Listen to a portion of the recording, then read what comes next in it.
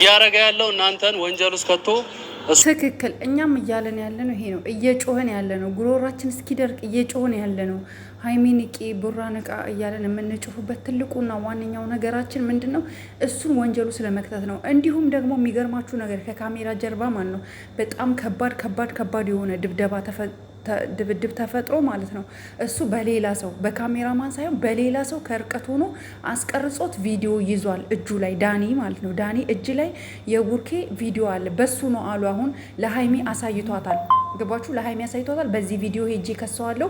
እኛ አሁን ሀይሚን አልተረዳናትም ጋይስ፣ አልተረዳናትም። እኔ ጠዋት ስሰማ እንዴት እንዳዘንኩኝ እንዳጠይቁኝ ያንን ቪዲዮ እያሳያት በዚህ ብቻ ከፈለኩኝ 3 ዓመት 4 ዓመት እስር ቤት አስገብቼ አስፈርድበታለሁ እያለ ነው። ማን? ዳኒ ማለት ነው።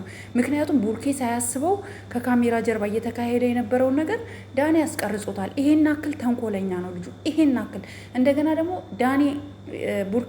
ቡርኬና ዳኒ የሚኖሩበት አካባቢ የተለያየ ነበረ። ቡርኬ ወደ ሀያት ሲሆን ያኛው ደግሞ ወደ ሌላ አካባቢ ነበረ የሚኖረው እና አሁን ምን እያደረገ ነው አሉ ዳኒ ቡርኬ አካባቢ ላይ ቤት ተከራይቶ ሊኖር ቤት እያፈላለገ ነው የሚል መረጃ ሁሉ ደርሶኛል። ስለዚህ ሀይሚ እኔ ተረዳውሽ። በቃ በጣም ነው ያሳዘንሽኝ፣ በጣም ከሚባለው በላይ ማለት ነው። በጣም ታሳዝኛለሽ አንቺ። ምክንያቱም ችግሮች ሁሉ ተደራርበው አንቺ ላይ መጥተዋል። አንቺ መቋቋም አልቻልሽም።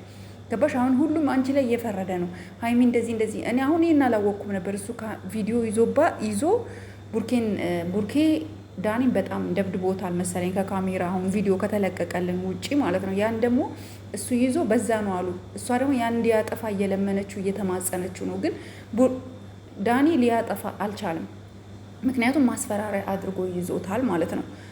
ለምን ሄጄ ይህንን ለፖሊስ ወይ ለህግ አካል ባሳይ ቀጥታ እስር ቤት ይገባል። ምክንያቱም ታውቃላችሁ የቪዲዮ ማስረጃ ይሆናል ለምስክርነት እና ያ ስላለ ነው። እኔ በጣም ነው ያዘንኩት ስሰማ። ሀይሚዬ አይዞሽ የኔ ውድት አይዞሽ። እንዲሁም ደግሞ ወንድሙ የቡሩክም ወንድም ሀቡ መግቢያ ላይ ሰምታችኋል ያለውን። አዎ እነሱን ወንጀል ውስጥ ለመክተት ነው አላማው። ገባችሁ? አላማው ሀይሚን ሳይሆን ቡርኬን ወንጀሉ ስለመክተት ነው አላማው፣ ዳኒ ሴራው ማለት ነው። ስለዚህ እኛ እንደምንለው አይደለም ጋይዝ፣ አንፍረድባቸው። እዚህ ካሜራ ላይ የሚለቀቅልንም ቪዲዮ እንዳየነው አይደለም ነገሩ። እጅግ በጣም ከባድ ነገር ነው። አይታችኋል። ቡርኬ ከሰውነት የሆነ ቀንሷል ሰውነቱ። በቃ እንደ ድሮ ያለው ነገር የለም። ሰውነቱ ቀናንሷል ምናምን ነገር እና ሀይሚም ደግሞ ቢሆን ደግሞ ማለት ነው አሁን እኛ ትላንትና እሷ ላይ ፈረድን፣ ግን ልንፈርድባት አይገባም። በቃ የያዛት ይዟት ነው። ቡርኬን አሳልፋ ላለመስጠት ለቡርኬ ለሚደርስበት ነገር እየታገለች ነው። እንረዳት። በቃ አልተረዳናትም፣ እንረዳት። ቡርኬ አንተም በቃ ከጎኗ ምንም እንኳን ባትሰማህ እንኳን ባትረዳህ እንኳን አንተ ከጎኗ ሁንላት። እሷ ለአንተ ብዙ ከቨሮችን ለማስተካከል ነው እየሄደች ያለችው። ገባችሁ?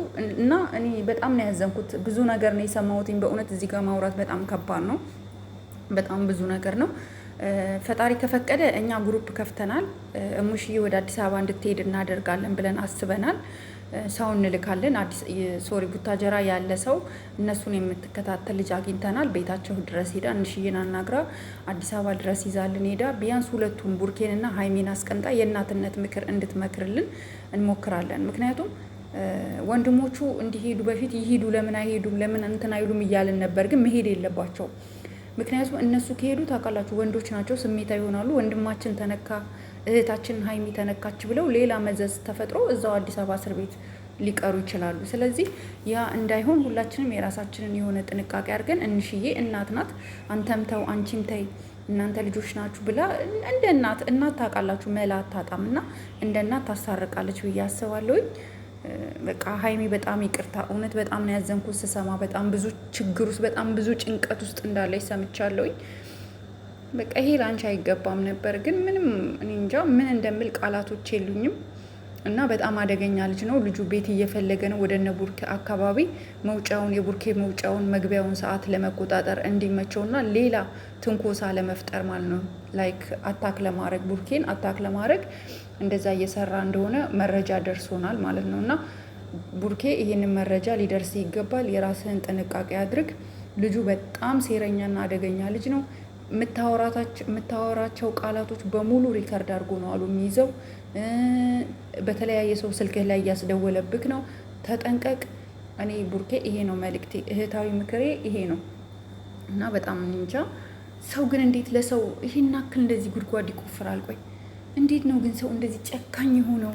እንዴት ነው ሰው እንደዚህ በቃ ማለት ሁሌ ክፋት ነገር እንዲያስብ የሚያደርገው ለምንድን ነው ግን?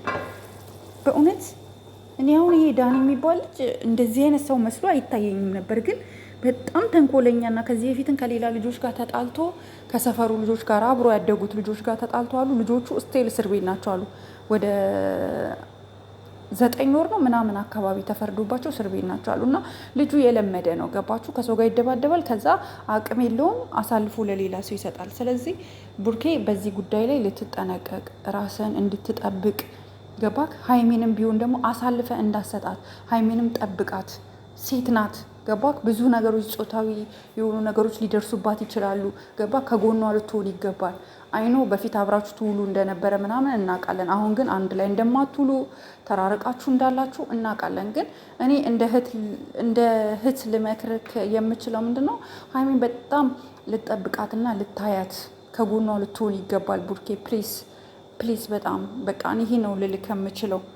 እና ወንድሞቹ ግን እኛ ሂዱ ሂዱ ሂዱ ብለን ገፋፍተናቸው የነበረውን ነገር በጣም ይቅርታ ተዉት፣ እንዳትሄዱ እናንተ እንሽዬ ብቻ እንድትሄድ የቡራ እናት ብቻ እንድትሄድ ማድረግ እንችላለን ማለት ነው። በቃ ይሄ ነው ያለው አማራጭ። ሌላ ምንም እኔ እንጃ። እኔ ቃላቶች እያጠሩኝ ነው ጋይስ። በቃ ሴራ ነው። እኔ ለምን እንደዚህ እንደሚያደርግ ግን እኔ አላቅም። ዳኒ ምን አይነት አላማ ምን አይነት እቅድ ይዞ እንደመጣ አላቅም። ምን አይነት እቅድ ቢኖረው ነው?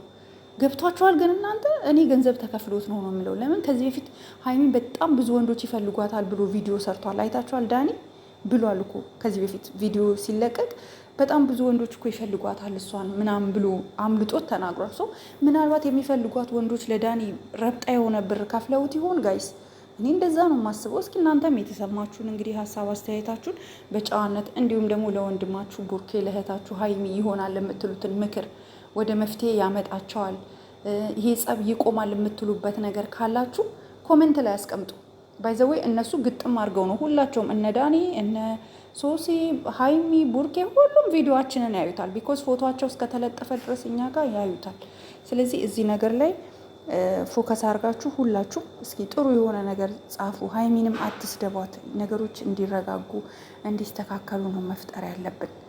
ኦኬ ጋይስ፣ በጣም ነው መወዳችሁ የማከብራችሁ የኔ ቤተሰቦች። ለዚህ ቤት አዲስ ከሆናችሁ ደግሞ ላይክ እንዲሁም ሼር፣ ሰብስክራይብ ማድረጋችሁ እንዳትረሱ። የተሻለ ነገር አዲስ ነገር ደስ የሚል ነገር ይዘን እንደምንመጣ አልጠራጠርም። ምክንያቱም የተሻለ ነገር ይኖራል ብዬ አስባለሁ። ግን በየቀኑ እየተሳቀኩኝ ነው። ለማንኛውም ጋይስ ሰላም አሉልኝ። ጨርሻለሁ። አመሰግናለሁ።